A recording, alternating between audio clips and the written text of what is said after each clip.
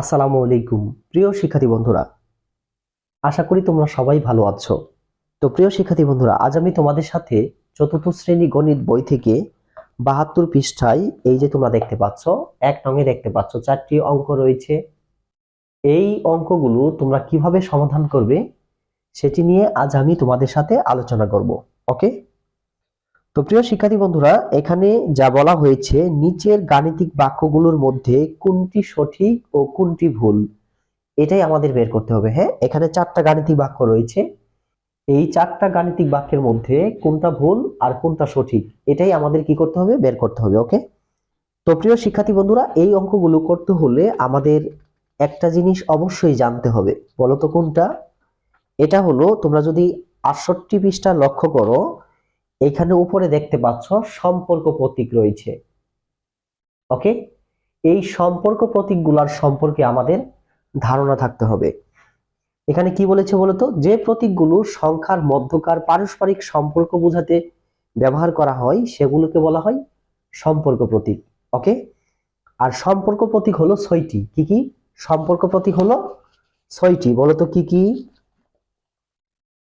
দেখো, এটা হলো কি বলতো, বৃহত্তর, এটা ক্ষুদ্রতর, তারপরে আছে কি সমান। ওকে? তারপরে কি বলতো, সমান নয়, তারপরে কি বলতো, বৃহত্তর নয়, আর হলো ক্ষুদ্রতর নয়। দেখতে পাচ্ছ ১ ২ ৩ ৪ ৫ ৬টা। এই যে 6টা সম্পর্ক প্রতীক আমরা পেলাম, এই সম্পর্ক প্রতীকগুলা একদম আমাদের কি করতে হবে বলতো, মুখস্থ রাখতে হবে। আমি আবারও বলছি, এটার নাম কি বলতো? এটার নাম হলো বৃহত্তর। কি এটা? বৃহত্তর। তারপর এই যে দেখতে পাচ্ছ, এটার নাম কি বলতো? এটার নাম হলো কি বলতো এটা?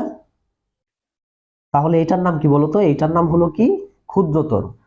এটা ক্ষুদ্রতর।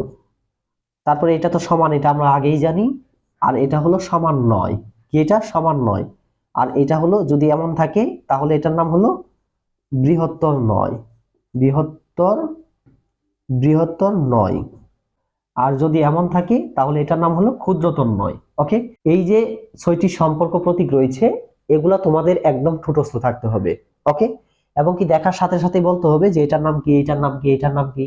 এটা যদি তোমরা না পারো তাহলে কিন্তু এই অঙ্কগুলা তোমরা সহজেই করতে পারবে না। ওকে? তো প্রিয় শিক্ষার্থী বন্ধুরা, এখন আমি তোমাদেরকে ৭২ পৃষ্ঠায় এই 4টি অঙ্ক তোমরা কিভাবে করবে সেটি দেখিয়ে দিচ্ছি। ওকে? এটা আমি মিশিয়ে দিচ্ছি। তো প্রিয় শিক্ষার্থী বন্ধুরা, ১ নঙে যা রয়েছে, প্রথমে ৫৬ বিয়োগ ৭ সমান ৫০। ওকে? এখন এই অঙ্কগুলা করতে হলে আমাদের বাম পক্ষ এবং ডান পক্ষ দিয়ে করতে হবে। তোমরা যদি একটু উপরে লক্ষ্য করো, এই যে দেখতে পাচ্ছ এখানে কিন্তু করে দিয়েছে। তার মানে অঙ্কগুলা কিভাবে হবে এখানে কিন্তু দেখিয়ে দিয়েছে। ওকে? তো প্রিয় শিক্ষার্থী বন্ধুরা, আমরা প্রথমে লিখব বাম পক্ষ। বাম পক্ষ, বাম পক্ষ কত আছে? ৫৬ বিয়োগ ৭। এখন এটাকে যদি আমরা বিয়োগ করি, ৫৬ থেকে ৭ যদি চলে যায় কত থাকে? ৪৯। এখন এই পাশে আমরা লিখব ডান পক্ষ। তাহলে ডান পক্ষ কত আছে? ডান পক্ষ কত আছে বলো তো? ৫০, তাই না? এখন দেখো, বাম পক্ষ কত বের হলো? ৪৯, আর ডান পক্ষ কত? ৫০। এখন আমরা সূত্রাং দিয়ে লিখবো। সূত্রাং, বাক্যটি কি বলতো? বাক্যটি ভুল। এটা কেন লিখলাম বলতো?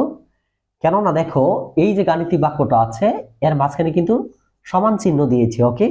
কিন্তু দেখো, বাম পক্ষ অঙ্ক করার পরে আমরা পেলাম ৪৯, আর ডান পক্ষ কত আছে? ৫০। এই দুইটা কি সমান? সমান কিন্তু না। এই জন্য আমরা লিখলাম বাক্যটি ভুল।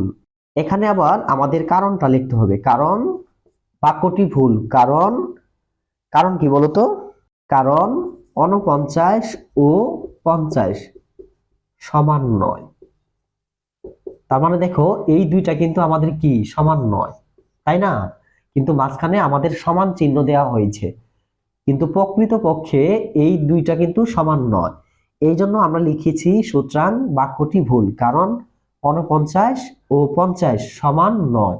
এই দুইটা সংখ্যা কি সমান নয়। ওকে? তো প্রিয় শিক্ষার্থী বন্ধুরা, আশা করি তোমরা ১ নংটি বুঝতে পেরেছো। তো এখন আমি তোমাদেরকে ২ নংটি দেখিয়ে দিচ্ছি। তো প্রিয় শিক্ষার্থী বন্ধুরা, ২ নংয়ে যা রয়েছে, 72 ভাগ হলো 9, তারপরে দিয়েছে হলো বৃহত্তর 9 10। ওকে, সেম ভাবে আমরা এটাও বাম পক্ষ লিখব, 72 ভাগ কত 9। এখন এটাকে যদি আমরা 72কে 9 দিয়ে ভাগ করি 8 নং 72। আর এই পাশে যদি আমরা ডান পক্ষ লিখি, ডান পক্ষ কত আছে 10। খেয়াল করো এখানে কত পেলাম আমরা 8, আর ডান পক্ষ আছে কত 10, তাই না? কিন্তু এখানে যে চিহ্নটা দিয়েছে কি দিয়েছে বলতো, বৃহত্তর 9, মানে হলো এটার চেয়ে এটা বড় নয়। কিন্তু আমরা কি পেয়েছি 8 আর 10, এই 10-এর চেয়ে 8 কি বড়? আসলে কিন্তু বড় না। তার মানে এখানে যেটা দেয়া হয়েছে এটা কিন্তু সঠিক। ওকে, এখন আমরা সূত্রাং দিয়ে লিখবো, সূত্রাং বাক্যটি বাক্যটি কি বলতো সঠিক, বাক্যটি সঠিক। এখন আবার কারণও দিতে হবে, কারণ কারণ কি বলতো, কারণ এই 8 10-এর চেয়ে বড় নয়, কারণ 8 10 এর চেয়ে বড় নয়। আসলেই কিন্তু 10-এর চেয়ে 8 বড় নয়, আর এখানে কিন্তু সেটাই দিয়েছে, মানে হলো বৃহত্তর 9 চিহ্নটা দেওয়া হয়েছে। ওকে, এই জন্য লিখেছি বাক্যটি সঠিক, তার মানে যেটা দিয়েছে এটা কিন্তু সঠিক। আবার নিচে কারণ দেখাইতে হবে, কারণ 8 10-এর চেয়ে বড় নয়। ওকে, তো প্রিয় শিক্ষার্থী বন্ধুরা, আশা করি তোমরা 2 নংটির সমাধানও বুঝতে পেরেছো। এখন আমি তোমাদেরকে 3 নংটির সমাধান দেখিয়ে দিচ্ছি। তো 3 নংয়ে যা রয়েছে, 12 গুণ হলো 7, তারপরে দিয়েছে হলো সমান 9, 168 ভাগ কত 2। ওকে, তো আমরা প্রথমে কি লিখবো, বাম পক্ষ কত আছে 12 গুণন 7, এখন এটার সাথে গুণ করলে 7 দুগুণে 14 4, আর হাতের 1, 7 থেকে 7 আর 1 কত হয় 8, 84। আর এখন আমরা এখানে ডান পক্ষ লিখব, ডান পক্ষ কত আছে বলতো 168 ভাগ কত 2। ওকে, এখন এটাকে যদি আমরা ভাগ করি কত বের হয়, 168 কে আমরা যদি 2 দিয়ে ভাগ করি, 8 দুগুণে 16 আর 4 দুগুণে 8, কত বের হলো 84, 84 বের হলো। এখানেও দেখতে পাচ্ছ 84, এখানেও কিন্তু আমরা 84 পেয়েছি। ওকে, তাহলে এই যে দুইটা আমরা পেলাম এটা কিন্তু সমান। ওকে, কিন্তু এখানে দেওয়া হয়েছে সমান নয়, তাহলে কি লিখতে পারি আমরা বলতো, সুতরাং বাক্যটি কি বলতো ভুল। কেন বলতো, কারণ এই দুইটা তো আমরা সমান পেয়েছি তাই না, কিন্তু এখানে দিয়েছে হলো সমান নয়, এই জন্য লিখেছি সুতরাং বাক্যটি ভুল। এখানে আবার কারণটাও লিখতে হবে, কারণ কারণ কি বলতো, কারণ 84 সমান 84, বাক্যটি ভুল কারণ 84 সমান 84।